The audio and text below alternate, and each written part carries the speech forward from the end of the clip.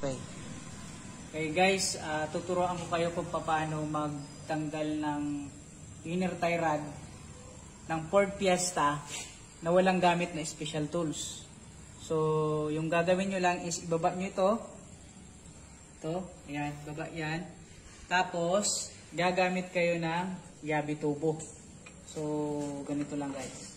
Okay? So, gaganyanin nyo lang. Ipihitin nyo ng maayos. And then, yan. Natanggal ko na tayo kanina eh. So, ayan na. Tanggal na guys. Kung titingnan nyo guys, wala siyang makakapitan, no? Ng kahit anong tools. Open or yan, open. That's why ginamitan natin itong yabi tubo. So, isa lang to guys sa mga solusyon. Yan lang guys. Thank you very much.